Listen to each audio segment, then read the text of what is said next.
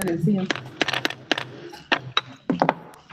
I'd like to call to order the Trotwood-Madison City School District regular meeting, July 18th, 2019, to order here at our board offices. Mrs. Allen, will you call the roll? Mr. Andrews, Yes. Mrs. Bozeman, Yes. Mr. Scares, Yes. Mrs. Jeter Freeman, Yes. and Ms. Moore. Yes. Please join us in a pledge of allegiance. I pledge allegiance to the flag of the United States of America and to the republic for which it stands, one nation, under God, indivisible, with liberty and justice for all.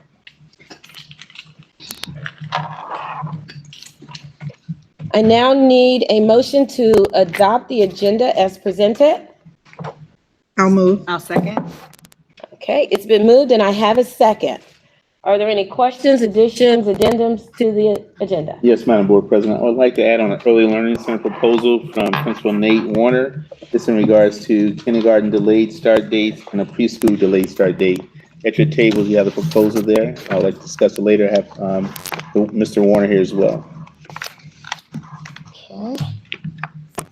So you'd like to add on the additional item under Superintendent's Report number 6, maybe item D? Sure. Yes. Okay, Madam President, yes. if I can, I would also like to see if we could add the treasurer's reports and superintendent's reports, with the exception of the hand-carried item, to the consent agenda, since those are just kind of routine things that you all discussed at the workshop. Yes, let me look at that app. So We got it. was there anything special? I was gonna say, I would prefer that we not do the treasurer reports as a consent agenda, because I have to go over them with you guys. And I would like a separate vote on that, because then the auditor can see that you guys approved the financial piece of it. So, Mr. Scares, A separate vote on each of those? no, so it's all together, isn't it? You have the approval for the financial reports, June 2019, and the resolution to approve FY20 Yes. amended Yes. appropriations. So I definitely need those, I definitely need the amended appropriation separate, because I have to send that to the county, and that resolution has to be submitted separately. So I would suggest that we do those as a separate vote. I know the Finance Committee, are you guys good with that? All right. Okay. Now that we've gone through this consent agenda, and Mr. Scares talked about, we really want to condense items if we can. And I do understand that. Okay. But I just want to make sure that you guys, when you approve it, that I actually have to send the form of the approval. Well, I don't think But that wait, changes the approval. Okay, I'm sorry. I don't think that changes the approval, even if it's added to the consent agenda. Okay. A yes vote is a yes vote. Okay. Okay, so one question to you, Mr. Scares. When we talk about the consent agenda, we have not, this is the first time that you guys have seen the information today. Okay. Usually the consent agenda is when you have seen that on the work session as well. But because of how the timing is, and we had finance committees right before our work session, then I would suggest that we do it separately, because there is an opportunity for you guys to look at that. Yes, ma'am. And so, Mr. Scares, we can keep discussing that, if you want me to. That's fine. That's fine. Was there another item, or was it just the two treasurer's items? The treasurer's items and the superintendent's items, with the exception of the hand carry. Okay, the superintendent items. We had an issue with item A. If you guys remember, we needed the complete packet and the agreement for the overnight band camp trip. So at last meeting, you weren't present at last meeting, that we'll need to look at, because we've not seen that information until today. Can that one stay separate? Okay, and let's see what the other one is. Resolution to approve employee request. Okay. Yeah. Were there any new additions on the personnel agenda? No. Okay. And along the lines of the children, that is fine. If it's the board's pleasure, We can add superintendent's report item B and C to the consent agenda. And then leave the superintendent item A as is for separate vote. Okay. Is it a pleasure? Okay. Great. Okay, so what we're going to do is we're going to make those changes to the agenda. Given that, Ms. Allen, will you call the roll?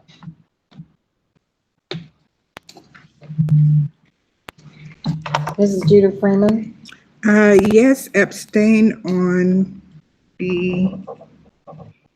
what is that? On A4.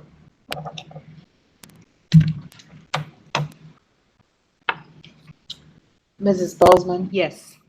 Mr. Andrews, Yes. Mr. Scarce, Yes.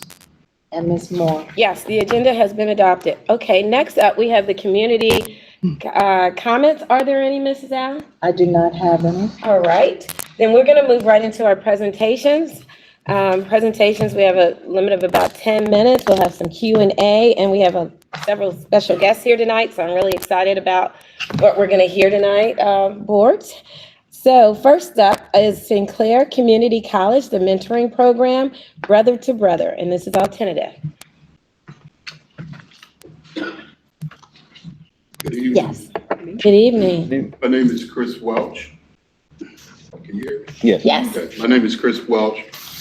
I work at Sinclair Community College, Director of Student Enrichment Program at Sinclair. And actually in our department, we have 4 pre-college programs, 3 community-facing programs, and then 4 college-facing programs. And then within those programs are directors and staff that manage the students on a day-to-day basis. The reason I'm here today is to kind of just give you an overall overview of the program that we have called African American Male Leadership, give you some history, some of the day-to-day operations. I do have 2 of my staff here, who's Mark and Deshauna, who do actually do the presentation. And so back in 2016, the college president and board trustees approved $5.1 million to put together African American Male Initiative. And the reason was looking at the data as far as completion and retention rate for African American male students. So we wanted to go out and do some research, and we found a program called SOB. And SOB is found by Dr. Bledsoe, Tyrone Bledsoe, and it had a lot of data supporting the completion rate for African American males. And so at that time, the board trustees and the president decided to support this initiative. We actually have a designated space. We have 2 coordinators here who work with the students. Initially, when we started this program, we only had 5 students. We were over 90 students that were going in our 3rd year, and they would show some of the data. As far as Trotwood, I came out and I would meet with the superintendent, and we just kind of talk about what are the needs here. And one of the things he shared with me that he wanted to put a mentoring program together. And I shared with him, I think our biggest focus should be your gifted students that's in the 10th and 11th and 12th grade. And we can start working with those students. And then our college students can be the mentors for these individual students. And not only that, we can bring them on campus. Each Friday, and they're gonna talk more about this in details, but each Friday we bring in the community to meet with our young men. And it'd be nice to have them there present. We bring, all types of folks just to talk about their experience, what their work field, what it took to get to the point of their accomplishments and things like that, to just help the young men along their way as far as their college success. And so I won't take too much of time because we only have 10 minutes. But one of the things I shared with superintendent, that we actually have no students from Trotwood in our program. Because we also work with Dayton Public and other schools, high schools throughout the county. And so we just want to embrace that and talk about that, and hopefully you will support that. So at this time, I turn it over to Mark and Deshaun. Thank you. Good evening, ladies and gentlemen. My name is Deshauna Yamini, My name is Mark DeWitt. and we both are coordinators of the African American Male Initiative. Thank you. We're going to be considerate of your time. We do have a few slides which you have before you, but the first slide is pretty much our mission and our vision.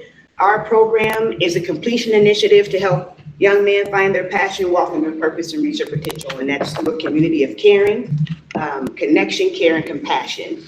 Our goal is to make sure young men graduate in a timely manner. That's something that Sinclair was not doing very well for the years prior to our program coming into existence. So here's some fast facts. Nearly 200 students have been assisted in our office since October 2016, which is when our office opened. We have 18 graduates to date, 15 on track to graduate in 2020. The age range is from 18 to 41, and most students are age 19. We've had 28 community members and 17 Sinclair faculty and staff to speak at our brother-to-brother meetings, and we've had 13 conference experience for personal and professional development over the past 2 years.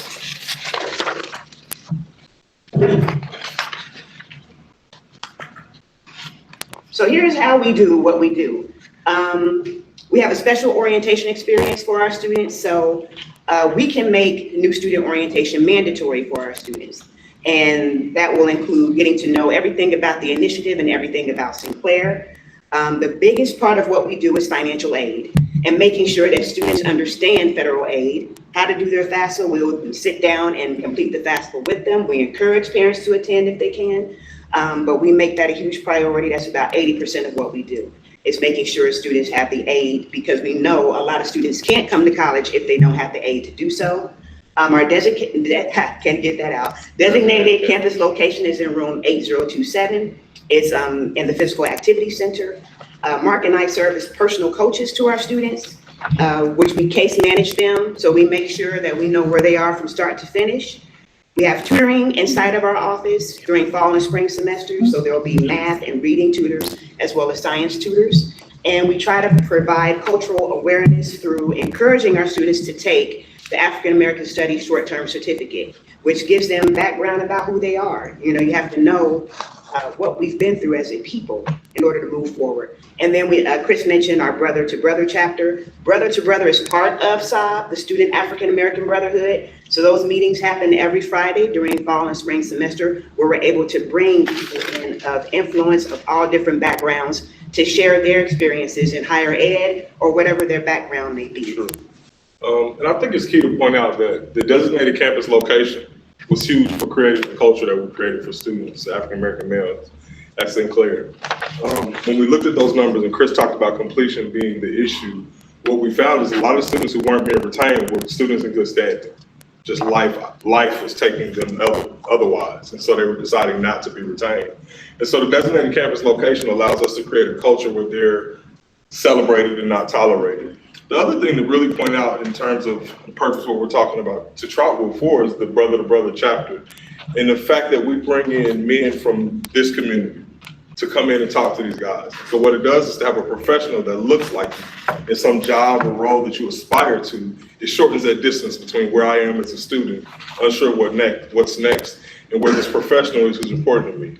And several Trotwood alums have been there, including John Lumpkin and some of my personal friends. And so it creates an opportunity for them to see, to touch, to hear from whence these guys come and understand that it's an attainable goal for them.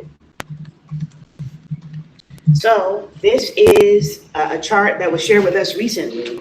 If you look at where the chart begins in fiscal year 2010, it's about 151 graduates. If you fast forward to 2016, when our office opened, you see a huge leap in the number of African American men graduating. And so this past May, we had a 268% increase in African American men completing their degree. So we know that we have been instrumental in helping to change the culture at Sinclair, and we're very proud of the work that we have done. So we're going to give you a little feedback or a little information about our year in review. These are our 8 graduates from 2019. So this tells you a little bit about how we engage students. Last October, 7 of our students were selected for the Men of Color Student Leadership Institute, which is part of the President's Roundtable organization. They had to apply for this and be accepted into it. We had 7 to apply, 6 ended up participating. They had to have the necessary GPA, recommendation letter, transcripts, and so forth. And all we heard is, look at those wonderful young men from Sinclair. We got wonderful feedback about their presentation, their leadership abilities, and we're very proud of them for being accepted. We got to tour DC as part of that. And Also, the Men of Color Student Leadership Institute runs concurrently with the President's Roundtable, which is the LeCann Institute, is a leadership training for new African-American college presidents. And so they actually have a session where they come in and have a session with the young men and teach them some things about leadership and about their route through higher ed. we attend the Emerging Leadership Summit every year. This was our 2nd time attending that event in Columbus, Ohio, through the Ohio Diversity Council. And so all students are encouraged to attend, especially those who are pursuing a degree in business or entrepreneurship. This past April, we attended the Black Male Summit at the University of Akron. Our first time attending that summit, everyone enjoyed the event. It was an opportunity for them to hear about so many diverse topics in higher ed and outside of higher ed. So we heard from a gentleman who was a designer for Nike. That's something that students may not even think about.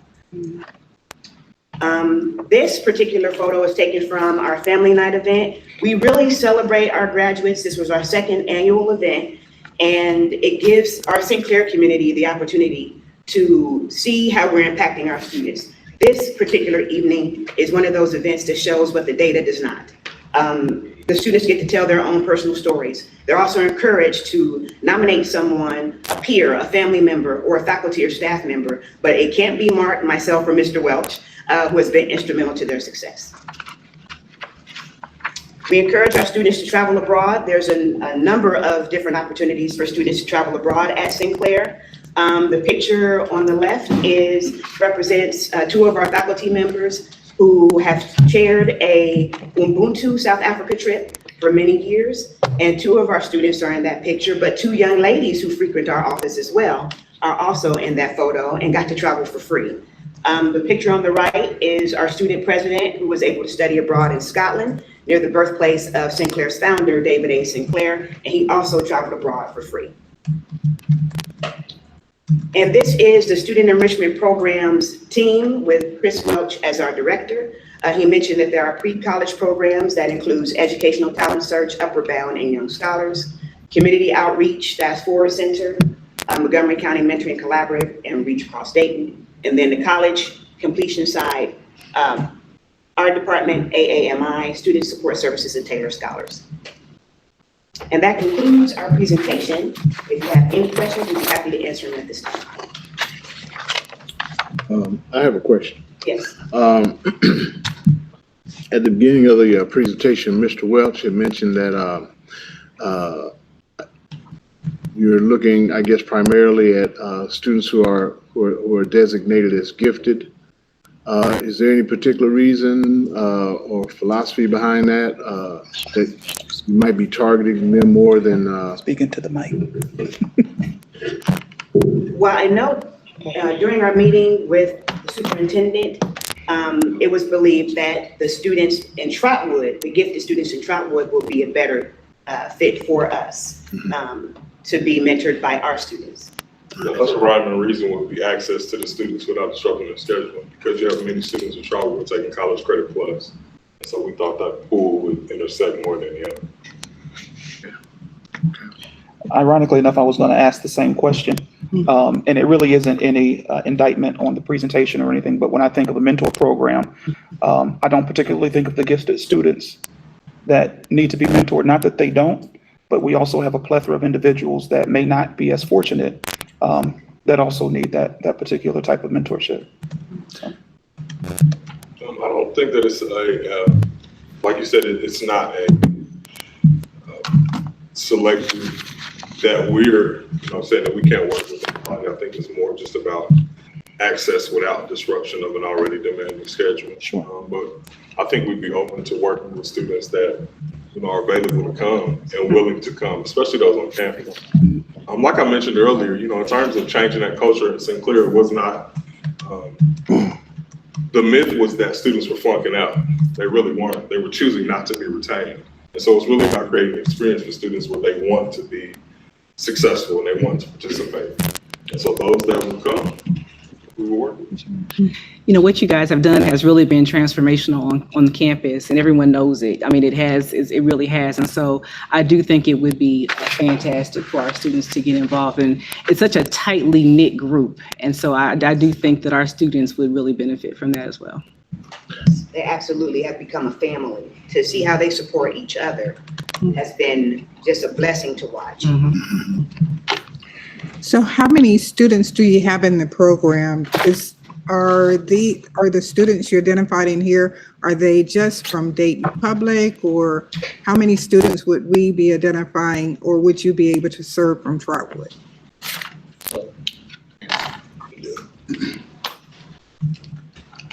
So the initial thought, as far as Trotwood, we'd take like 5 from sophomore class, 5 from the junior class, and 5 seniors.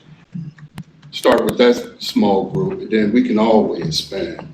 And I want Mark to also talk about the work he do with Dayton Public Schools and other schools, as far as taking our students there, because that's what we're trying to set up, some type of pipeline. Then the students can come on campus, especially those who are taking the College Credit Plus classes, they're there. They can come on Friday when we do the brother-to-brother meeting, and just kind of expose them to that campus type feel. And so with the mentoring that takes place now, what it honestly was is it emanated from our students who are already in the program, who are already active and being served. They came to us and said, listen, what we do here works so well for me. You need to allow me an opportunity to talk to students. And so I had the Man Up program coming up at Thurgood where I speak annually. And so we took 5 of our students and they spoke. I was there, but they did the speaking. And so what we know as educators is that socially students receive information laterally. They listen to each other and Twitter and social media faster than they listen to talking heads like us. And so what we do is taking a student who already walking in the door, he's got social capital. He looks like me. This is what I aspire to look like as a college student. And so these students are the ones that talk about what it is that we do, the opportunities offered them, the professional development, the love that's just poured into them in terms of the programs and the experiences that we provide. And that is a faster win for students because when they walk in the door, they've already resonated. They've already said, oh, yeah, that's my guy. When I get to college, I'm gonna be like him. And so for students who walk in the door with that social capital, you're not kind of wasting time and breath with the trying to win them over and trying to resonate with them and make the connection and all the things that speakers do to get a student's attention. When you have a student who looks like you, who comes from places that you similar to where you come from, then it's instant access for the students, and then they want to know more. Then they want to know, with our students, it starts with, well, Ms. DeWatt, can you help me make my schedule? Can Mr. DeWitt, can you, tell me how to get to this class, how to buy my books? And then as the relationship evolves, it becomes, well, I need some help in this here. I need to get my license back. I need to apply for custody of my kid. I need to talk about child support. And so then it goes from an academic mentoring piece really to a life mentor. And you said there's a total of 15 slots for Trotwood students. Is that what you're saying? Yes. Okay. Initially. Initially? Yeah. And we can work with any student. I just see students come in the program. I just want to be clear. I have seen students come in the program with 1.8. The next semester, next term, they have a 2.5, and then they on the dean's list. So we work with any student because if you look at my pre-college program, those are students we work with as well, with low income, first generation. And it's all about access and opportunity. That's all we want to do. So we just start. We thought we'd start with a focus here with the gifted student. Go right ahead, Ms. Jenner. And I was in agreement with my fellow board members. My thought is we're trying to, for our students, we're trying to provide access to the greater number. So for our students that are already at Sinclair and taking the College Credit Plus, we know they're okay, but we need those other students that may not be reached, that can be influenced to go that same route. And that was my thought. And I just, We work with any of the students, just to build a collaboration here. Because like I said, we actually don't have those students in the program. So whatever you decide, we're willing to work with that particular population. I had one just kind of comment, well, question. It wasn't really related to a lot of it. I'm just kind of curious. So the completion trend for the African American men, I know that significantly increased, but has it helped, have you noticed that it has helped cut down the actual time it takes to get the degree? Or whatever that traditional data is for like 2-year degrees or now 4-year degrees? What we do know is African-American men are completing, but we know that some of them aren't coming like term to term. They might skip one. Okay, Our goal is to make sure they're retained every semester. Okay. So Mark and I get very intrusive with the young men who are in our program. So we will text them. I was just telling them earlier. I said, Mark and I will text you what you need to know. Not many people on St. Clair's campus are going to do that. So we make sure that we are all in their business so that they are there every semester that they should be. thank you, thank you. And one more thing I want to say about that. So a lot of times what happens, the students leave high school and go to a 4-year school, whether Rice State, whatever they want to go. And they're not successful in making that transition. Then they come to St. Clair, like in January, we can stand there and say, yep, come on in. And so a lot of times they waste a whole year. And then once they come to us, wounded, we build them up, get them back together, and send them on their way. So you have a lot of myths, variables in there, so. Mr. Andrews, you had a comment? Yeah, another question, I guess. I noticed on here on your pre-college programs, Upper Bound. I was an Upper Bound student back in the day, not at St. Clair, at Central State. And that was long before they had them at pretty much all the universities. But I know that it is a very powerful program, and it can really help turn young people around who don't know they need turning around. And so the question I wanted to ask about that, or with that is, how successful have you been, or have you made any attempts to recruit students from Trotwood to come to the Upper Bound program at Sinclair? So during our next grant cycle, Trotwood is one of the schools we're looking at. Okay. Okay, I have a couple questions. First and foremost, along the lines of the program, what would it look like at Trotwood? I mean, we're not talking just the gifted students, we're talking cross-section of students. What would it look like for the month? Do they go to campus every day, on the weekends? How does that look? We have initially proposed that the students could come to us. Our brother-to-brother meetings run every Friday for the semester, anytime school is in session. So if there's a campus closure due to inclement weather on a Friday, we wouldn't have a meeting. Otherwise, the meeting will run. Our proposal was that Trotwood students could come to us at noon, where our meeting started at 2. They could potentially have lunch with their mentor, who is a college student in the AAMI program, and then come to the meeting and hear the guest speaker. The second question is, what is the cost? Free. Free's Have to get good. them there. Free's good. How many days a week? How many days a week with the student? Is it Friday? It's a Yeah, Friday. and that goes throughout. Throughout the semester. Okay. So from August 26th to December 6th is our last meeting. And you say it's, Yes. Is there an application for the students that you all have, or we? No, we will work with Trotwood to, Okay. with Mr. McCray to, we do have a scheduled meeting to meet with Mr. McCray to talk about the logistics, what he feels should be, any screening or intermittent that Okay. he feels needs to be put in place. But we will welcome students regardless.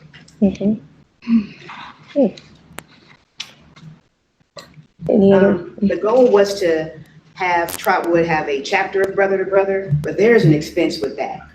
So since we have a Brother to Brother chapter, we felt that the students could get a taste of SOB and what Brother to Brother offers through us. We travel to the SOB conference. There are tons of high schools there when we go to the conference. Maybe that's something for the future, but we would love for that to happen in the future if it can.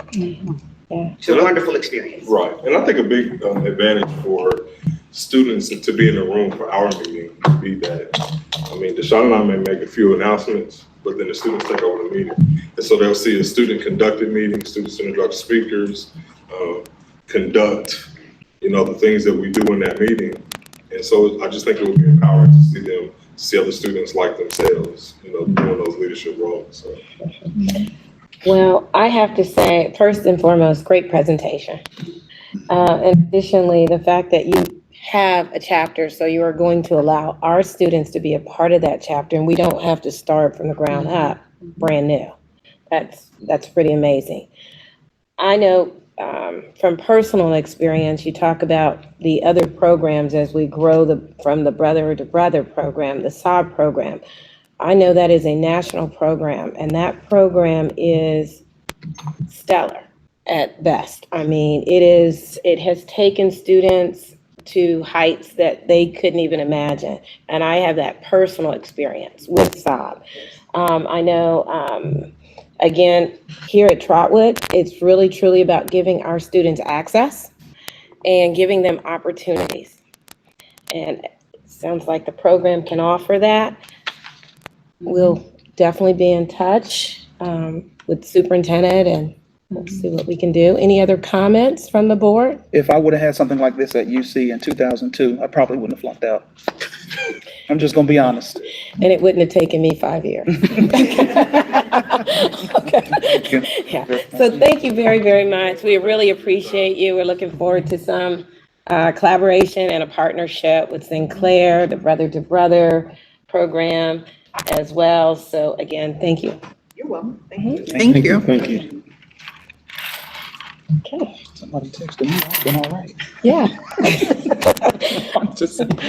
Okay, next up, you see, we really like that, don't we? Okay, next up, we're gonna have Five Rivers Health Center, and that is Miss Gina McFarland. Yes. Yes.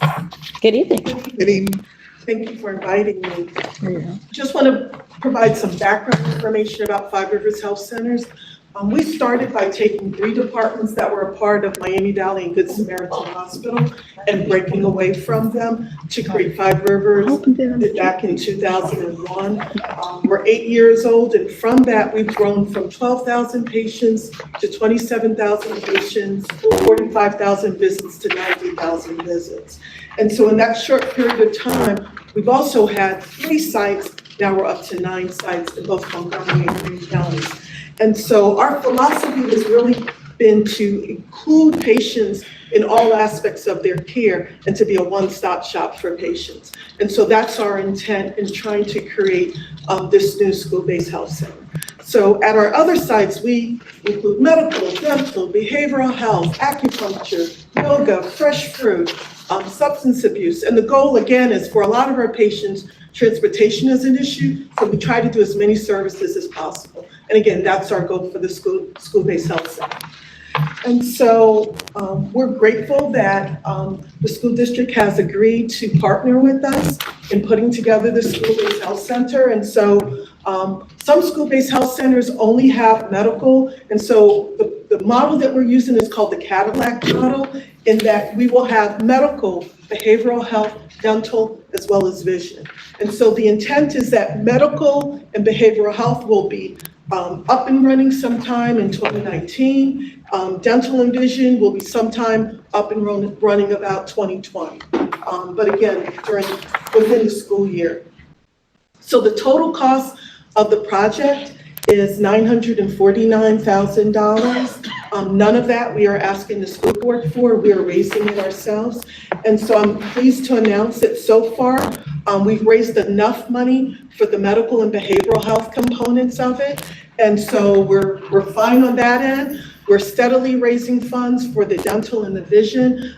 Dental probably will be 75% complete as far as fundraising complete, probably within the next 2 months. We're waiting to hear back from 2 funders.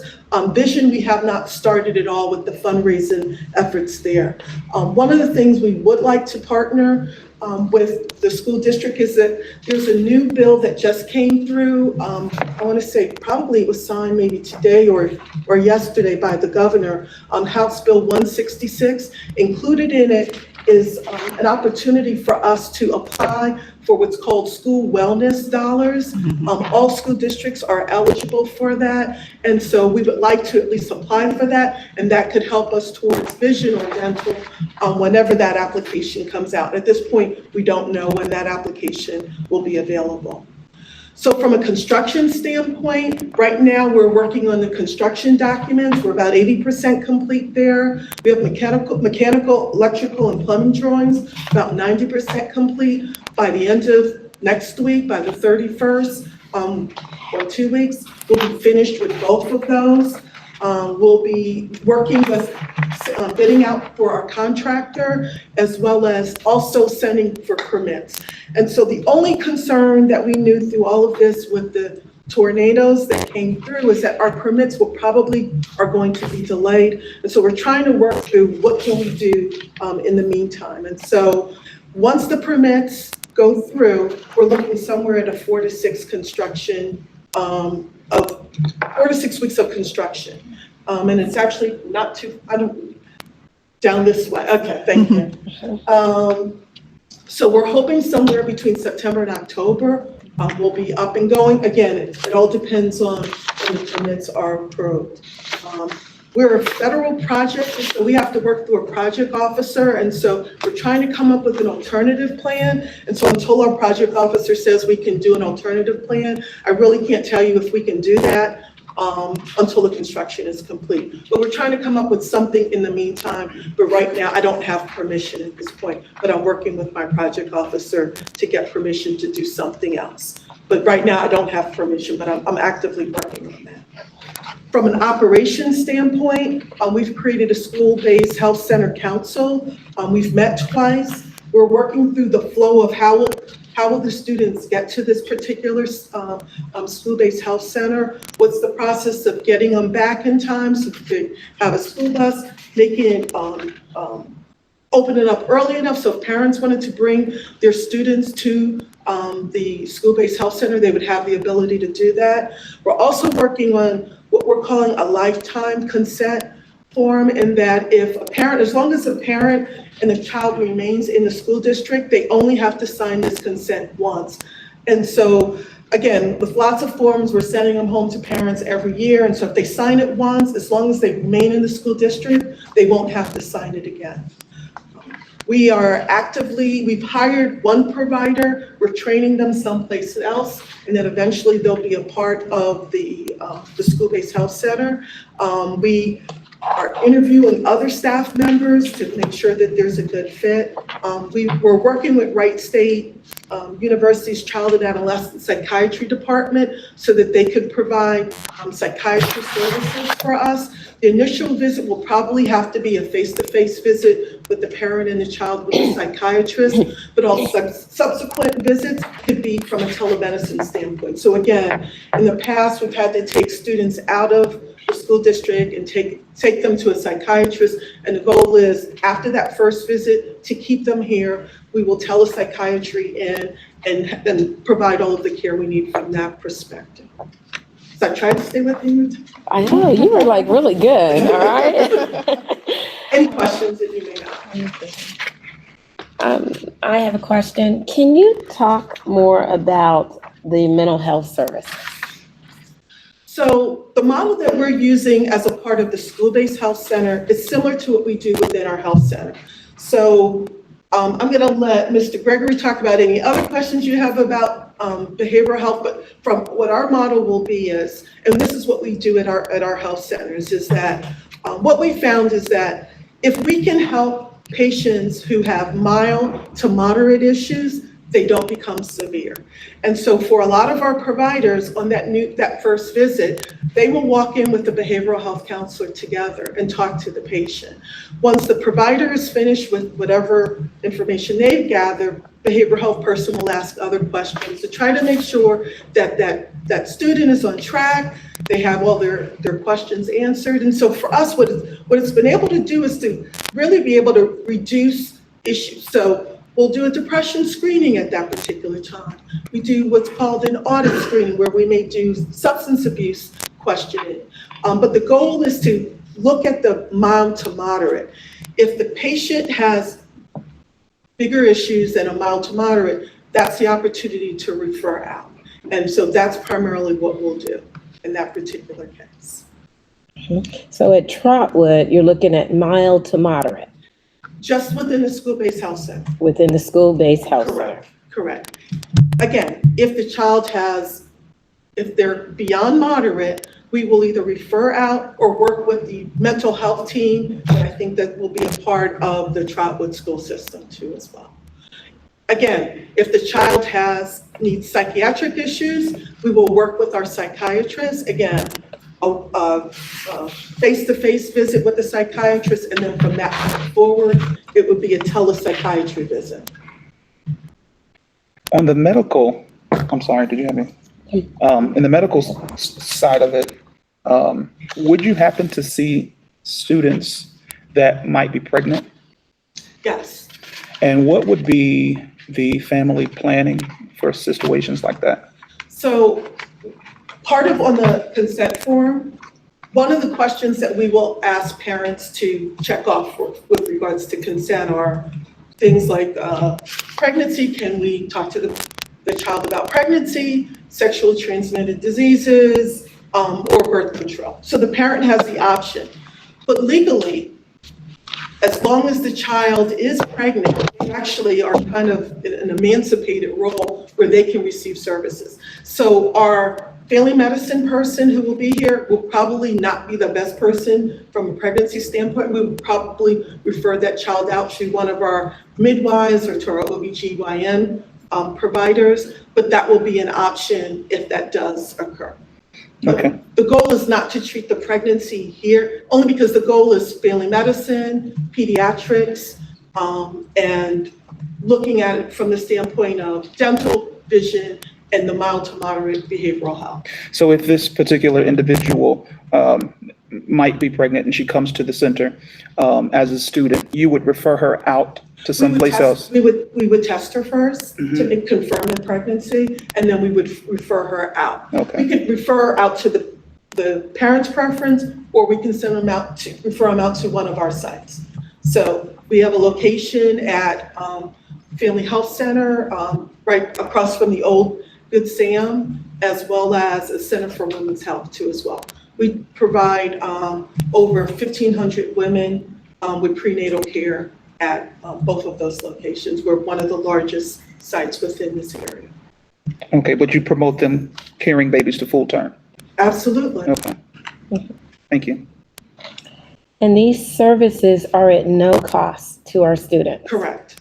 We will bill through their insurance. If they do not have insurance, we will, as a federally qualified health center, we have one of the options of what's called presumptive eligibility, is that we could help apply for Medicaid on behalf of that child. If that child still is not eligible, Five Rivers will eat the cost of that. What about our families? So the school-based health center is open for the students, but it's also open for the families too as well. One of the components we'll have to try to look at is making sure that the focus is going to be the student first. And so we'll probably have slots just available for the students during the time frame that they're in school, but after hours or 4 hours will be available for the family members too as well.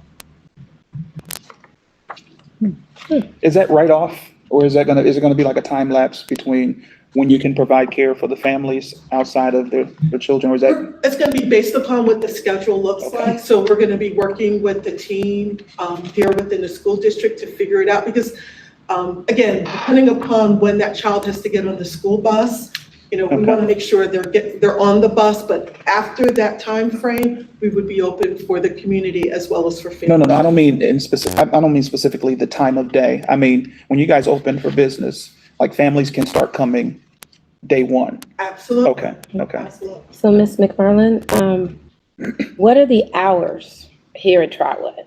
So we're still working through that because we need to make sure we have the transportation piece all worked out. So I cannot tell you what that is. So that's something that the School-Based Health Center Council is working to try to figure out a plan. So we're not there yet. Okay.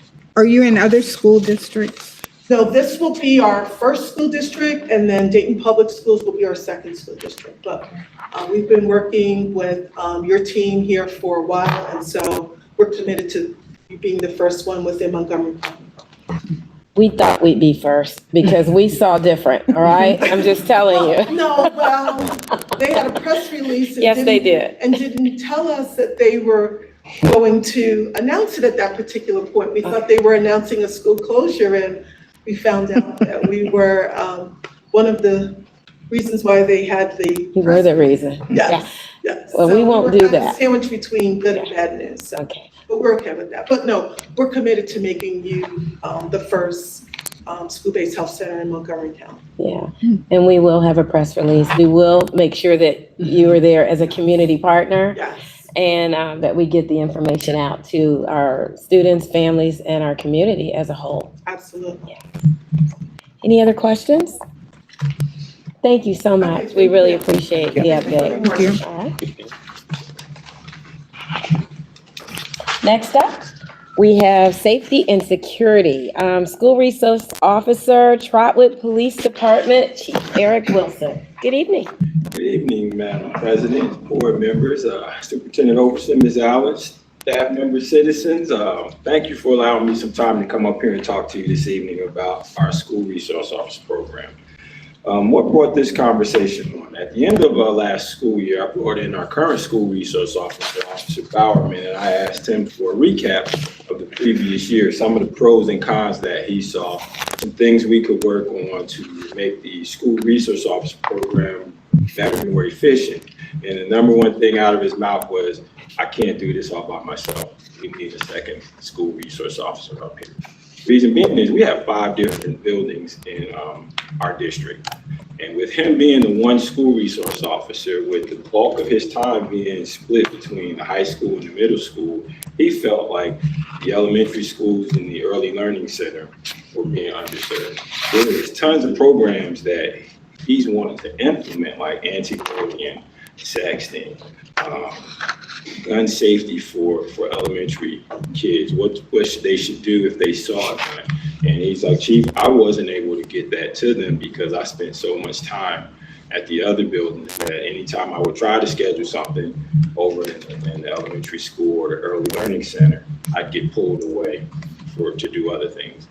One of the one topics he did tell me though was he's like, our buildings are safe. So I'm not here to talk to you that I feel like our schools are unsafe, because I think our schools are very safe.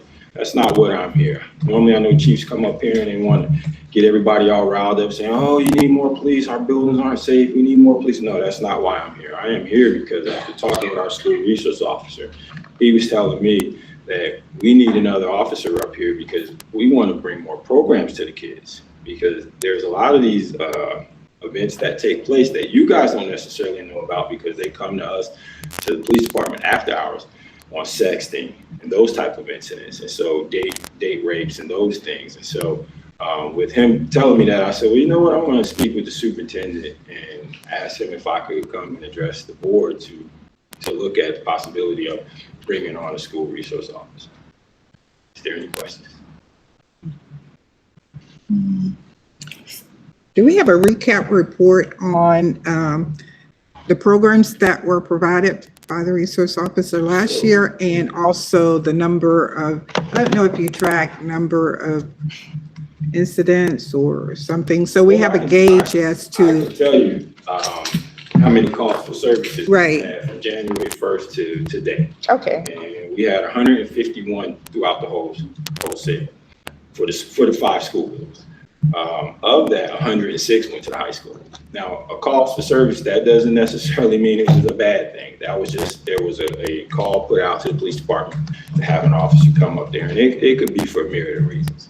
And so, it was evident when I looked at that. I said, yeah, we do spend a lot of time up at the high school, which I could see that. I mean, you got the older kids, and you will spend more time with them. And again, it wasn't negative. He, at no point did he say he felt negative. He felt warm. He felt welcome by the staff. He really took to this, and he's loving what he's doing. His passion is that I'd like to see us get more programming. So I can definitely have him give me a list of the programs that he did provide, as well as a list of the programmings that he would like to bring that we would be able to get done with a second school resource officer. Chief Wilson, would you have, or would the officer have like a curriculum set up and things? Is that how he envisions doing that, and would be a? Yes, these programs, the school resource officer that program is really run through the Ohio Attorney General's office, and they have all the stuff laid out for us. So yeah, we would definitely be able to bring curriculum up here that the school could look over and, see what they would like have implemented. Okay. Do we cover the cost of the resource officers, or does the city? Currently, right now, the school does cover the cost for the second officer. The first officer, I believe it is 60%, but I am not in a position to where I can bring another officer up here. We're looking to bring an additional officer just for this position. So I would be asking that the school would cover the cost of that officer. We're talking roughly around $80,000. That's full-time? Yes. That's a full-time officer? Okay, so was there a proposal maybe for a part-time officer, or is there anything that can be different from the original proposal? A part-time officer, no, the way it works with a part-time officer, that he wouldn't have enough hours. It wouldn't work because there's not enough hours in a week for him to be up here. So it would have to be a full-time officer to bring him up here. Like when the school season starts, now the school resource officer is back with us, and he's doing training, and he's getting making sure all the certifications is up, and he's working in the department doing other things as he get prepared for this current school year. Once the school year starts, he basically comes over to the school, over in the school system, and he's with you guys throughout for his duty day. And I think we currently pay about 65,000. Yeah. So that 80, I'm sorry. So that 80 covers his health insurance? Yes. Okay. So that's a complete salary That's a package. police salary package. He's like a school employee at that point. Well, Is he's that right? still be a tribal police officer, just like the school resource officer is now. He's a tribal police officer, but he's basically on loan to you guys during the school season. Do we pay that even when school's out? No, I think the way it's set up is four payments made throughout the year, and then it's done. Okay. Any other questions, board? Thank you so much. We appreciate it, Chief.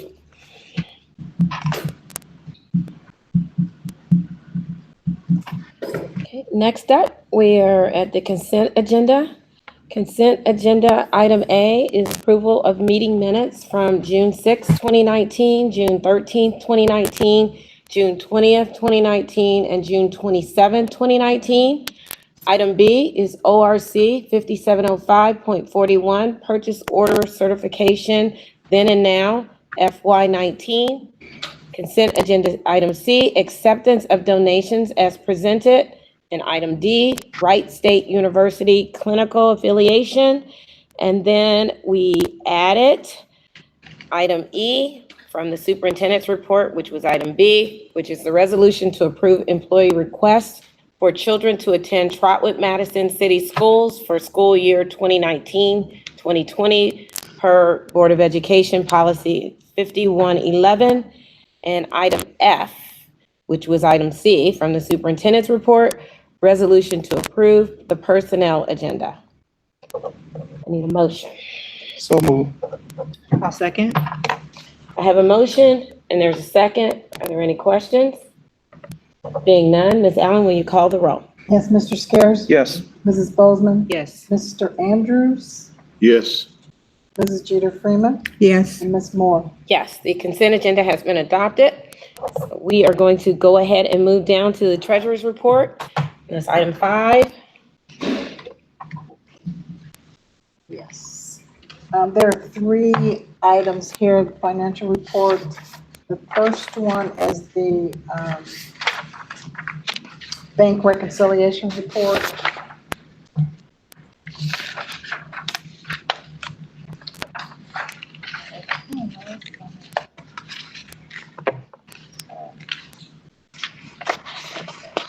I'm not sure if we have these in order, but the, one of the reports is the cash reconciliation report for June. You can see the bank statement balance is $1.8 million. Your investment balances are $33.7 million for the investment balances that we have at various entities. Total bank and investment cash balance is $35,594,299.39. We had outstanding vendor checks, and then we have payroll adjustments of $1,586.56, leaving that adjusted bank balance of $35,233,524.06, and that does match exactly with the financial system, our Meta Solutions system. The second item is our, we call it SM2 report that indicates our revenues and our expenditures. And this is for the month of June or the end of our FY fiscal year 2019 school year. You can see the total revenues that we received throughout the year was $40,137,830. It's total expenditures, and that did include our advances. And if you look down at the report, the advances out was $1.1 million. Those advances were done to make the grants in the black, but as soon as we closed the year, the next week, then they would pay that back. And so the total then was $43,875,665, leaving us an ending cash balance of $29.8 million. You can also see that the excess of expenses over revenue for fiscal year to date was $3.7 million. The last report is our check report, and we did have a finance committee meeting earlier at 4:30, and we did realize that the initial report that was sent out, and I'm not sure if anyone looked at it, was missing a page, so we did update the new report, and it should have a page and a half. Yes, a page and a half. So there were some questions from the finance committee meeting. I was not able to research that, but obviously I will. One of the questions was, the first one for $32,440.30. That was check number 92612. It was to the Lodge Land and Financial, and that check was written because of our lease agreement with our copier vendor. The next question was for $5,009.21 to Silver Strong and Associates, and I could not answer this question, and maybe the superintendent can, what it was and why are we still paying Silver Strong? I think that's for some books we ordered for the new teachers coming in, so we can train them up on the 4 cornerstones. Okay, so, and I'll double check that too. So I didn't have that information, so I will pull that. So that's not a recurring cost? No. So that should be one time? Yes. And the next question was on Combs Educational Consulting. I didn't know what that was. It was in the amount of $3,000, and I will research that one. Go for Sport in the amount of $1,422.72. I'm not sure. Obviously, I would think it would lend itself to athletics, but I wasn't totally sure what they bought with that. Athletics or the after-school program could be one. Okay, so I will double check that one.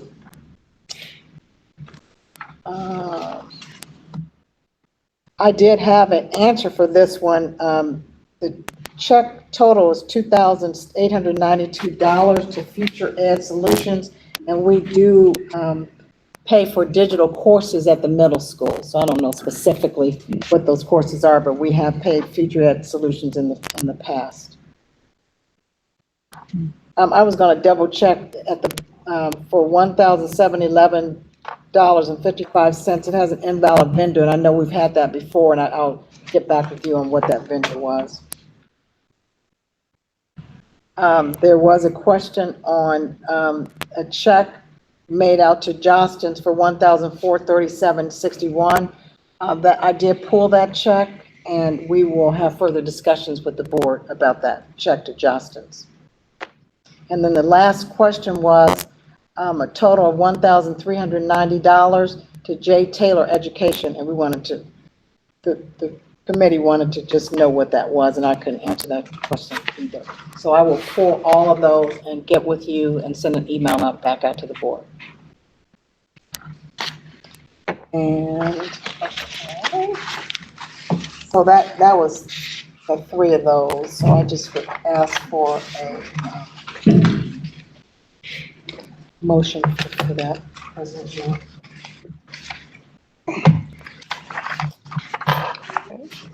So I need a motion to accept treasurer's item A as presented.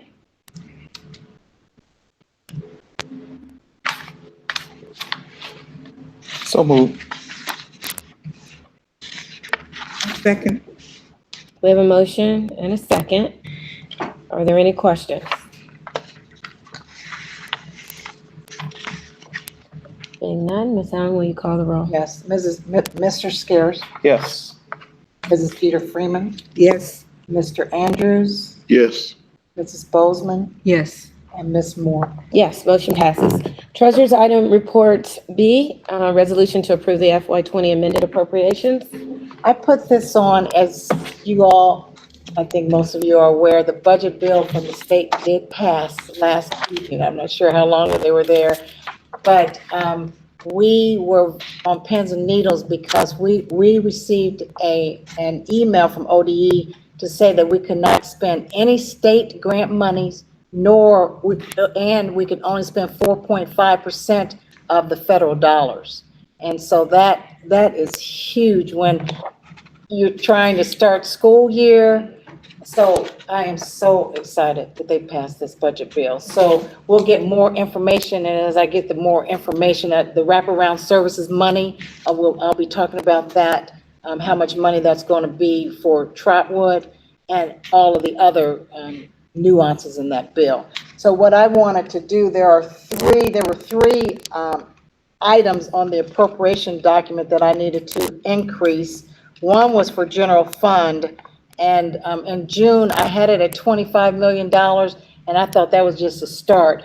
Well, I am happy to announce that the hire, Amiko Osberger, the financial analyst, she's been helping us to load all the budgets. Usually, we don't get the budgets loaded until sometimes August and September. Well, a lot of the budgets have been loaded, and so I needed you guys to increase the general fund appropriation, and that's to $42 million. The other item was public preschool fund 439. We did receive a letter, I did receive a letter, I think the superintendent was copied, that the district will have to repay $87,000 to the Ohio School District, Ohio Education Department, because we did not have enough preschool students. And so we only had 31, they gave us money for 59. That has happened in the past. And probably 3 or 4 years ago, but we're going to have to repay that. So what I wanted to do is lower the budget to 39 students for now, and then obviously if we get 39 students, I'll come back to the board and raise that appropriation again. But I don't want us to be in that predicament. And then the last item that I just added was $10,000 for uniform school supplies. We need to continue talking about that because the superintendent last year made a decision not to charge any supplies. I just want to make sure that we revisit that and look at that to make sure that that's what we should be doing. So I needed to at least put some dollars on Fund 009. So that then, the total appropriations were $53,316,027.90. I need a motion on the floor for treasurer's item B. I'll move. I'll second. I have a motion and a second. Are there any questions? In regards to the uniform school supplies, like there is a lot of school supply drives that are happening specifically for Trotwood students this year. I mean, considering, you know, what has happened. How would that affect the efforts of outside groups wanting to be helpful in that regard? So it just depends on the supplies that you're talking about, that the student would have to come up with. So for instance, I'll just give you, for instance, calculators. If we want kids to have the calculators, we usually would fee for those calculators. And so if we don't fee for the calculators, then the district then assumes the cost for that. It would be wonderful, Mr. Scares, that if we decided on, you know, I'm just throwing this out, $10,000 of a need, and we have $10,000 on the side that we could actually pay for our kids' needs in terms of their school supplies, that would be wonderful. And I mean, $2 would be better than what we have, you know what I'm saying? So as we go around talking about, you know, school supplies and what we actually need, then those are some of the areas that our students do need help with in terms of those particular costs. You know, like books, for instance, disposable books when they have to read. So it is. Normally, we would fee for those particular books, and that was all taken out. And the superintendent, I guess, it can. So it isn't necessarily some of the items that outside groups are donating, like paper, pencils, and things like that. Okay. That's exactly, it's outside of that, yes. I do like the example of the calculators, because I know that those can be expensive. And I'm not sure if all of our students come to the high school with the calculators and whatever else they need. And even maybe at the middle school, I'm not sure. Do they still? They just have them in the classrooms mostly. Yeah. Ms. Allen, before we took that item out, what was that number? That's a great, I need to get back with you off the top of my head. I'm not sure. I don't want to answer something off the top of my head. I'd like to get back with you on that, if I could. Yeah. Yeah. And do you think that, I mean, if you just throw that number out there, do you think that would be enough for the need? And that's, So, yeah, and I just threw the 10,000, that was Yeah. appropriation. Okay. So probably not, no, I don't, yeah. no. So what I would like to do is come back and answer President Moore's question, so I can come back and say, this is what we spent last year, well, not last year, the year before and the year before, and then that can give you some idea of how much we're talking about. Okay. I just think that presents us with a really wonderful opportunity Yes, I think, to do something I think so too. wonderful for the families that are transitioning back into the city, and that really needs to be broadcast, like blasted a Yeah, lot. and we really need that other number too, because we can go in and amend these appropriations appropriately to show that we are supporting each and every student in each and every family. Any other questions? Just another comment on the one where we didn't have the number of students that we had expected.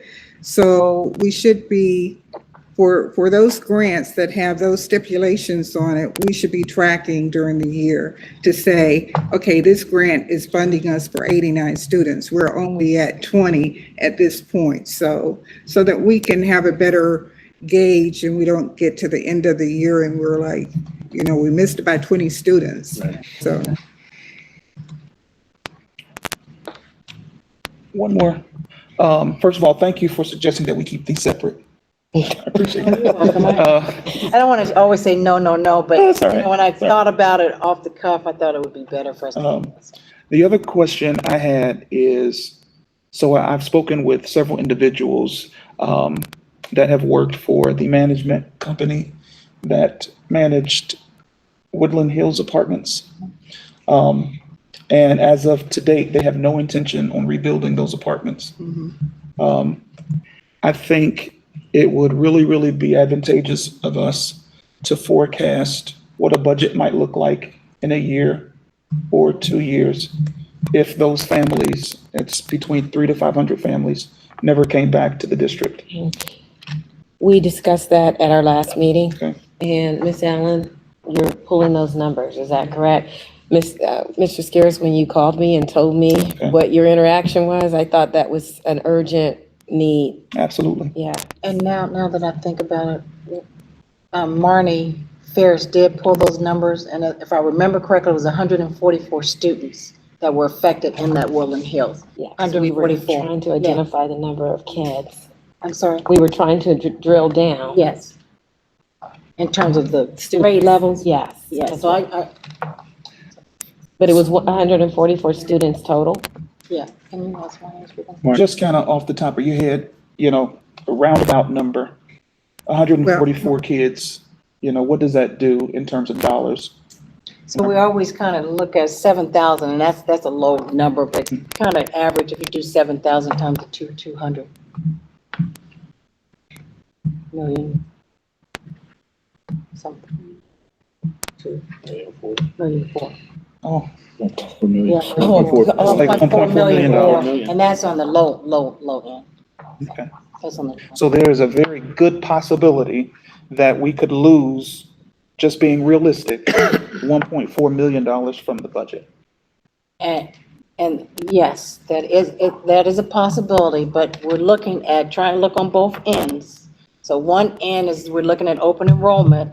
The other side is we're not necessarily saying that the kids are not coming back. Sure. And so we've had discussions that we're going to wait second week in August, and that will give us a very good, accurate determination of how many students are coming back. Is that correct, Superintendent? Yes. So that's what we just talked about on Monday. Okay. That we were going to come back, circle back around second week in August and look again at our budgets to make sure that those budgets then align directly with the number of students that we're serving. And one more conversation I had, if I may. Go right ahead. Jefferson Township Schools literally has probably, from what I was told about, if not under 200 children, to where some classrooms like have 2 and 3 kids in them. If it would be possible for us to foster a conversation with Jefferson Township City Schools and their board,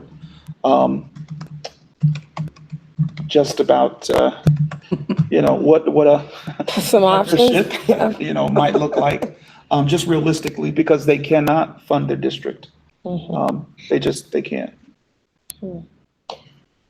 Have we had any conversations with them, Mr. Overson? Yes, I've talked to Dr. Gates. Yes, Yeah, I've talked to yes. Dr. Gates. And Right now, they're really looking to be independent and trying to get the kids, recruiting kids back as well.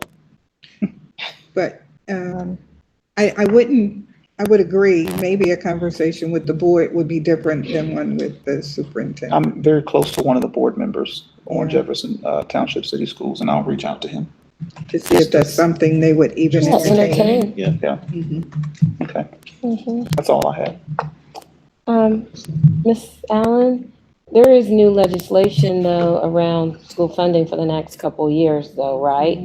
That protects every district Yes. from the disaster relief Yes. and loss of pupils. Right.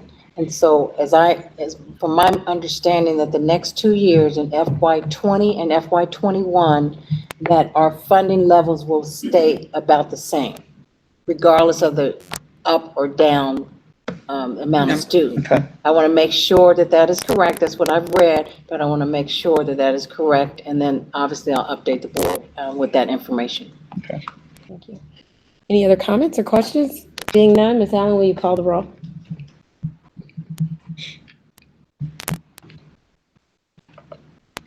Mrs. Jeter Freeman, Yes, Mr. Scares, Yes. Mr. Andrews, Yes. Mrs. Bozeman, Yes. and Ms. Moore. Yes, motion carries. Next up is the superintendent's report. Yes, there's Item A. resolution to approve the overnight band camp trip. Again, as directed by the board, I went back and met with Jason Sheldon along with the treasurer, and we was working, it was 2 days ago. We met with Jason. He was gonna meet with his band parents last night, then come back with a proposal for how they would pay money back to us if they would like from the board. Again, they have 52 students right now anticipated to attend their overnight camp at a cost of $8,840. Jason would like to ask that the board front load the cost because they do not have any money in their program right now, but then they would like to pay half of that money back over the course of the 1920 school year. But going into the 2020-2021 school year, they would then be able to sustain their own payment for the overnight camps. So again, they're looking for approval of $4,420 that will come from the board, but initially front load all $8,840 with the repayment.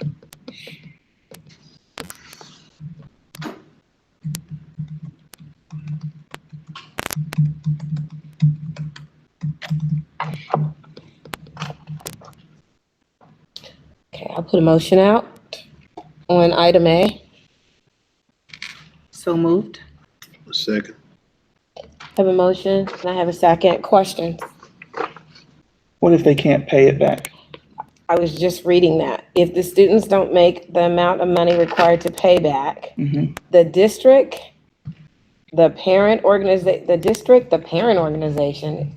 would be responsible and would hate to be in position where they can't follow through. What is this? What are you saying? This is what I'm reading. Yeah, no, what Jason was sharing is that they raise enough money over the course of a year, and there are a lot of fundraiser type events that they're doing. That's what he listed the last line, that they'll raise the money. He's saying in the case of a kid doesn't help out, and they're looking at then the parent some kind of way providing some support. Again, you don't want to come to these different events bagging or Battle of the Band selling tickets, something else. That student then is still obligated to pay some monies as a part of being a part of the band. I know they have a fundraiser even now. They started, I guess, since now they know they have to pay some of their band camp back. They've started a fundraiser this week to get money rolling in, so. As a band parent, Ms. Bozeman, do you have any concerns or reservations about this agreement? No, if you recall, I feel better about this agreement because like I said before, band camp has always been co-curricular and band camp has always been something, with the exception of last year, that the band boosters covered or, students work toward having some skin in the game. And so I'm glad that there's some skin in the game at this point. I don't think that it should be just a given that the board is going to cover band camp, so, I like that they are, at least fundraising now. They're off and running right now, trying to get the money raised, half, or, whatever. I'm happy to see it. Don't forget to tell them to reach out to the Educational Foundation, get them up for some money. That would be Mr. Andrews' folks. Okay. Yeah. We shared it with, and when our meeting went, so we did share it with and reach out to the Educational Foundation as well, for some dollars too. Okay, any other comments or questions? Being none, Ms. Allen, will you call the roll?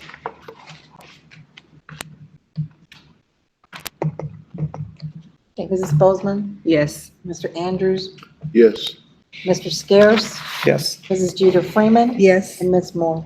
Yes, motion passes.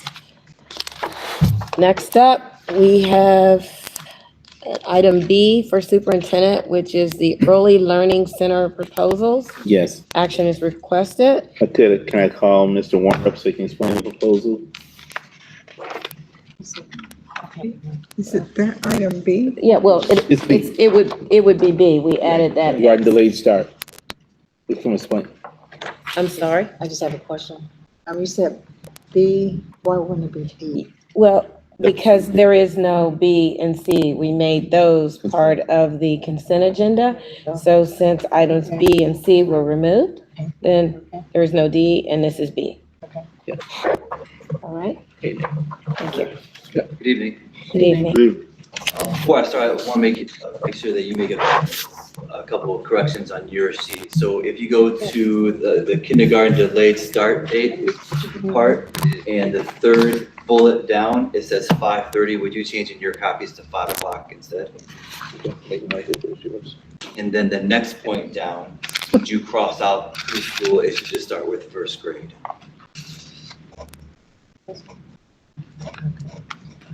So this proposal really talks about a delayed start for kindergarten and preschool at the ELC. Delayed start is not anything new that's happened in the district. We've had delayed starts before. This delayed start has to do with kindergartners starting a full week after the rest of the district opens. This is because we have to do the kindergarten screening.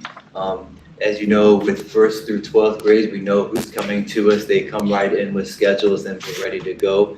With kindergartners, there is an extensive amount of screening and assessment that we give them ahead of time. One of these assessments is the kindergarten readiness assessment called the CRAWL or the KRA. That's a state assessment that we have to give, and that has been given there's multiple parts of that to each kindergarten student. And there's also a Trotwood-Madison City School screener that we give as well. That goes a little bit more in depth, that kind of talks about, assesses letter sounds and letters, so they can write their name, numbers, and things. So what we do with that is every parent brings their child in, our staff members take the children and they go test them, and then we have another staff member that meets with the parent during that time when they bring them in. This is a little different than we have done in the years past, and what this does is saves the district some money. Prior to this year, prior to the proposal, we've done this outside of the contract time, so it's been committee pay, and we have asked teachers to come in on committee pay, and we have made do with who has come in. One of the advantages of having them come in and do this during the contract is that we have everybody there, so we have our full staff available to them. And not only can our teachers engage in that, but our paraprofessionals can engage in some of the screening. Parents and children will also have access to our mental health therapists that are there, our school counselors, and every other resource that we have there. Parents would get to see the full school in action with cafeteria duties and what the building looks like. I'll be there, be available to walk parents around the building should they desire something like that. So there are some advantages to that delayed start. So what that looks like is a kindergarten student start on the first day of school on August 19th. The week of the 12th to the 16th, kindergarten parents and students have appointments at the ELC with the kindergarten staff and teachers to complete the required testing. By Friday, August 16th at noon, we have class lists posted.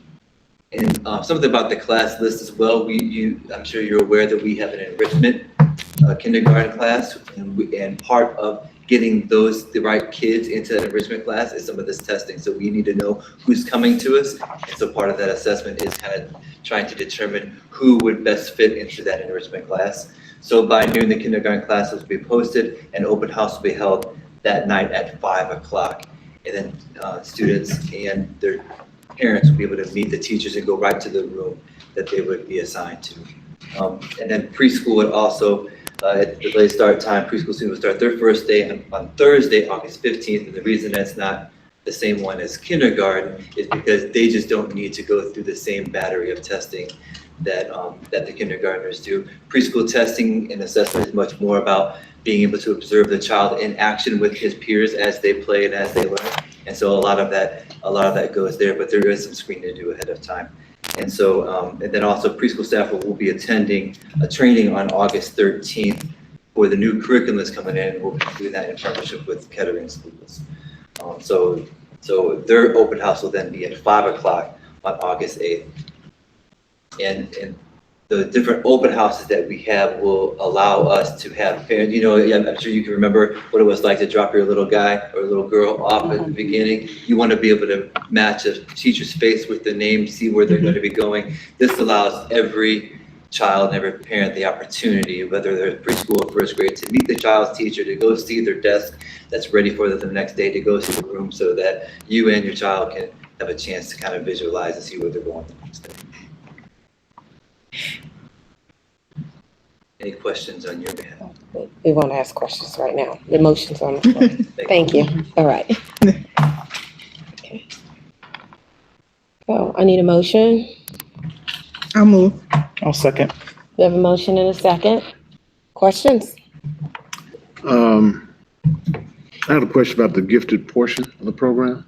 Is that a set number, or is that kind of fluid based on what you The students you assess, how does that work? Not to get caught in detail, we officially don't call it gifted yet, it's really an enrichment class. Enrichment, I'm sorry, enrichment. But, we would try to keep that in a lower number, and then we do have other tiers of enrichment at the ELC. So we try to take our top 20, 21, and put them into the same class, and then if we get above that, then we have an overflow tier 2 that we try to roll them into. Okay. Does that answer all your questions? Yes, it does. Thank you. Thank you. Is there any conflict with any kind of negotiated agreement with this delayed start, or? I just want to make sure that we are in compliance with. It's not early, it's during the school year, Again, in the past, we've done it before school, and again, it's because of part of a cost savings, we're looking at savings dollars and putting it back into the school day. And our proposed school calendar. So it fits right within our proposed school Yes. calendar. Yes. Okay. There's no ancillary pieces No. that, The only thing is, it may be an inconvenience to some parents sometimes as you go through the testing process, and maybe an inconvenience to some parents because the kid will go in and test and then they're home a couple of days and then they go back. One other question. Have we done it like this before? Not to my knowledge. In prior years, we've done the screening ahead of time. But you mentioned that one of your problems with that was having teachers, not necessarily having all the teachers you needed to show up. Yeah, that's always a possibility, and also kind of run into and might butt up against some of the PD work that's being done. And then I think just thinking about the community and the students, being able to come in and having all access to everybody there at the same time, I think that's an advantage. Any other questions or comments? Being none, Ms. Allen, will you call the roll? Mrs. Jeter Freeman, Yes. Mr. Scarce, Yes. Mr. Andrews, Yes. Mrs. Bozeman, Yes. Ms. Moore. Yes. Motion passes. Treasurer's comments? I don't think I have any comments this evening. Okay, thank you. Oh, we got one to car. Okay, superintendent's comments? Yeah, only comments I have, actually, I would like to defer them to Ella so she can kind of talk about the donations. I mean, that's been really a big thing going on right now, donations and enrollment. Okay.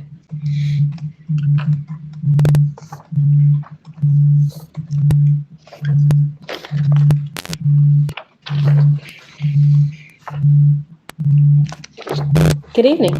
Good evening. Ms. Allen, staff, and community members. As of today's date, we have 53 total complete enrollment packets for open enrollment. While we realize that this is for grades 6 through 11, the superintendent has shared that the board has agreed that seats for K-5 on availability are an option for our families, as we do have applications for those kindergarten through 5th grade. I would like to provide an update about the work of the parent engagers. Phone calls to 200 plus families who have been affected and or displaced by the tornado have begun. They've been taking copious notes to determine how we can best connect our families to resources and services. In addition to that, I have had, just this week alone, I've spoken with 54 individuals who have pledged support for either donations, uniforms, or to connect with other civic organizations so that they can provide the financial support. 11 businesses. There is, in particular, a group called the Dayton Sewing Collaborative, and they've pledged to make 50 uniform pants for our students. We have another agency that is prepared to provide support for our high school students and our alumni with clothing drives and shoes. I want to publicly note that Catapult and their marketing efforts, along with the local media, have been very supportive in ensuring that we get our message out to our families that this is their school of origin. They are still connected to Trotwood-Madison, and that has been primarily the work of the parent engagers to ensure that our families still know that they are Trotwood-Madison City Schools. Another update that I'd like to share is with regards to the open enrollment piece. We have scheduled our meetings on the 23rd for families to meet with the superintendent. Our schedule is a 12-hour day, 7:30 a.m. to 7:30 p.m. And in that, superintendent will be meeting with families to ensure that we have a student-parent agreement, student-parent compact, that those families are able to connect to a parent engager, to schedule building visits, to make sure that they are aware of volunteer opportunities, and again, services and resources for their support and a successful school year. The final update that I'd like to share is about the Back to School Bash, which is scheduled for Saturday, August 3rd. We will be soliciting the support and attendance of our community partners, i.e. the City of Trotwood, Naturally Crayons to Classroom, the OSU Extension, and others who have partnered with us and attended our Back to School Bash for the last 2 years. Miami Valley CTC, Preschool Promise, of course, and that's going to be Saturday, August 3rd from 5 to 7. One of the things that we're working on right now is inviting those agencies that have said that they're able to provide uniform support so that they can directly connect with our families. The superintendent is working with Mr. Howard and our facilities to make sure that we have space for those vendors that are able to show up, manage, and distribute those uniforms right there on site. Wow, that's good. The shoes for the shoeless? July 24th, 10 a.m. at the middle school. Parents have been notified, those impacted have been notified of this drive as well. And we will do another all call to them either tomorrow or Saturday in regards to the shoes for the shoeless campaign for July 24th.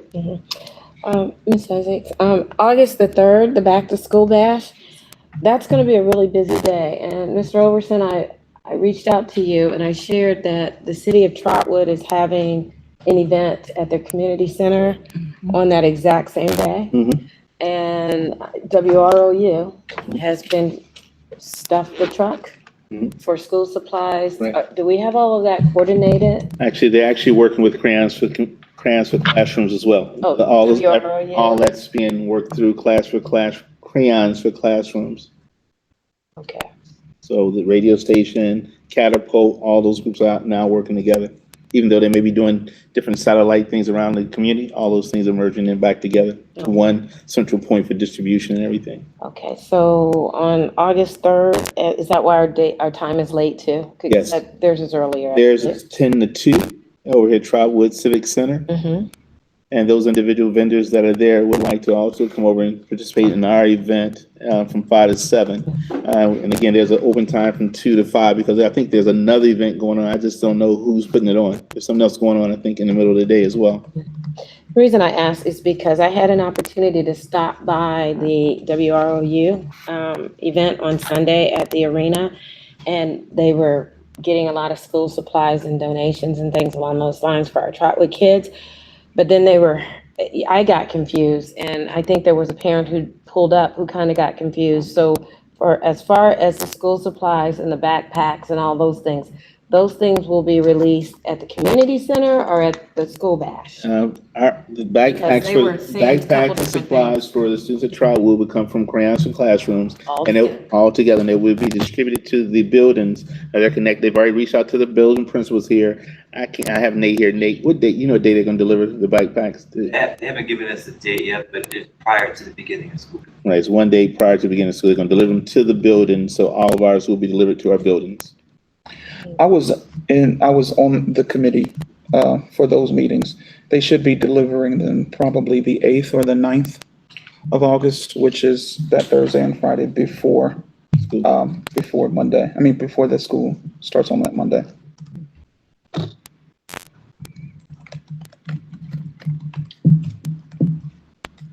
Okay, thank you. Thank you very much. So, The only other thing I wanted to ask, kind of piggyback on that, there were several folks that reached out to city officials there. They reached out to me. They're reaching out to other community people, and there are folks that want to adopt families. And I shared those names and those phone numbers with you. correct. What are we doing in that respect? That goes to Eliza Jordan and the Family Engagement Group. They then take the information and then reach out to those parents and make phone calls. This in regards to parents, individuals who would like to connect with families Yeah, they wanted to adopt families. and adopt families. Mhm. Thank you. As of today, I've had 4 requests from individuals as well as civic organizations who want to adopt families. What I've done is taken their information along with a point of contact, and I have created a list so that when the families come in and as a matter of fact, I got a phone call today from a parent who says that they will need support for the entire school year. And at the bottom of the sheet, I believe that I have the list that there are 3 agencies who want to connect and do a possible adoption for the entire school year. So what we're doing is doing the direct connect with those families. Those agencies will be invited to the back to school bash where that list is available so that families can do that and it can be taken care of privately. The parent engagers were initially asking questions like that, and I believe the perception was that it was a bit invasive and maybe inappropriate at that time. So we kind of backed off of that type of inquiry. Yeah, as a board though, I think that the board would agree that we would like a list of, of folks that want to help, and if those that want to remain anonymous, that's fine, but we want to be able to thank them appropriately. We want to be able to let them know how much we appreciate what they're doing and the community partnership and that sort of thing. And especially all those different organizations that are just already out there. I have captured that information. Thank you. Will there be a booth or anything at the back to school bash or even any of the open houses that, say something along the lines, have you been misplaced, due to the storm or anything like that? The information that we have at this point, sir, has indicated that the families that have been affected and or displaced, that we have made contact. That is an excellent idea. Thank you. For that. Thank you. Any checks? The Kona Ice people were at that Stuff the Truck, and the guy jumped out of his car and he had his checkbook and he's like, "Oh, let me give you a check." Where do the checks go? Because I have his information. They come to the treasurer's. Okay, Yeah. I'll give you that card. Okay. All right, thank you. Thank you. We appreciate it. Okay. Okay, any other comments, Mr. Overson? That was Okay. it. Okay. I think Ella and the parent engagement group have done an outstanding job getting to the community, knocking on doors, meeting with families and recruiting kids back. As you see on the door knocker part, they actually visit a lot of homes and talk to individuals. They then schedule meets with these students, recruit students who live in Trotwood back to Trotwood. Some of these are charter school students. Thank you. Okay, any board, committee reports? We're scheduled to meet with Neola on the 24th to go over some updates that they have and then some policies that we need to update as well. Any board comments? Mr. Andrews? No. Okay. No. Any other board members? Just one, I went to the Innovative Schools Conference in the hot as all get out, Las Vegas last week. Sat in on some really, really wonderful sessions by Principal Barute Kafele, and bought some books back for our principals that I just would like to share with them. I have one I've already given the other ones out. I had one for somebody, but she don't work here no more. So I had an extra one. So Mr. Warner, there's a book I got for you. And then I have one, I've already given one to Mr. McCray, and I have one for Ms. Sterner. And Is this the speaker that you shared with me about culture and climate? Yes, Culture and climate? yes, yeah. Okay. It was phenomenal. Okay. Did they autograph them?